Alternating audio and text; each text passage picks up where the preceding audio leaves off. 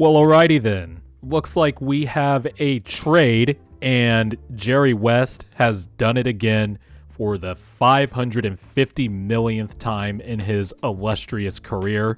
As an executive, let alone the player part, of course, but as an executive, Jerry West has once again done it. He has swindled a team.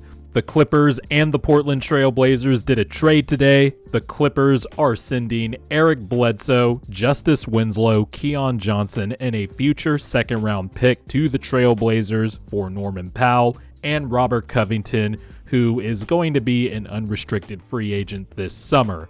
My first blush thoughts on this is that I don't know what the Blazers are doing. They basically gave away Norman Powell and Robert Covington, both of whom I think have real value if you were really trying to trade them, because I don't understand why you would take on Eric Bledsoe, Justise Winslow. I mean, Keon Johnson, whatever. Second round pick, whatever. You gave away a really good two-way guard in Norm Powell. By the way, you traded for Norm Powell by trading away Gary Trent Jr., who has been fantastic for Toronto on both ends of the court all year, a guy that you drafted and watched develop under you. You traded him for Norm Powell. Okay, that was fine if you were going to try to keep doing the three-guard lineup with Dame and CJ, but obviously that didn't work because you traded him away for basically nothing.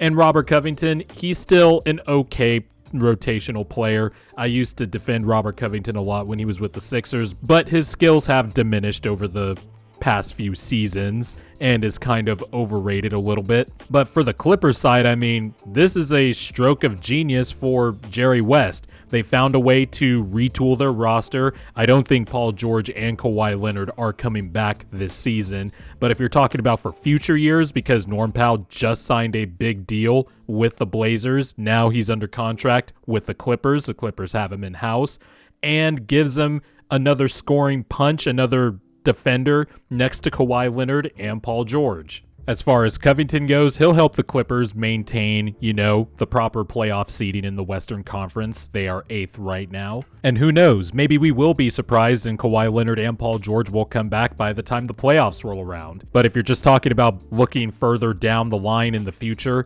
getting Norman Powell next to Kawhi Leonard and Paul George is a really good way to continue to bolster your roster around your two-star players and also swindle the Portland Trailblazers. Honestly, I don't know what the Blazers are thinking. Eric Bledsoe is under contract for one more year beyond this year. I know the emergence of Anthony Simons has kind of made Norm Powell and CJ McCollum and all the guards on the roster redundant outside of Dame, of course, but you're really going to bring back Eric Bledsoe and also Justise Winslow. It's funny, I'm still holding out stock on Justise Winslow. I've been high on him since the draft, and it hasn't really worked out in my favor, but at least he's under contract for one more year at about $4 million. Maybe you could pull something out of him, but I doubt it at this point. I just wonder what the future is going to look like for CJ and then Damian Lillard to follow, because this move didn't make the Blazers better, and if I'm Dame, am I really looking at staying at the situation? I know you've talked all about being loyal and not running away from the grind. Maybe it's time to run away from the grind, because I really don't know what this trade is. I really don't know what Portland's plan is. They really should have gotten back some good value for a 3-and-D guy in Robert Covington, who is on a cheap deal, an expiring cheap deal, and Norman Powell, who is a really good player and on a reasonable contract. But they didn't. They basically gave the Clippers two really solid players, a good player and a solid rotational player, for free. And in return, they sent back players who are not good. And as far as picks go, the best you could do is a future second. I really don't know what the plan here is, but maybe we'll find out over the next few weeks. Once the trade deadline passes, we'll also see how the players will play in their new situations. So the opinion could change, of course, but those are my first blush reactions.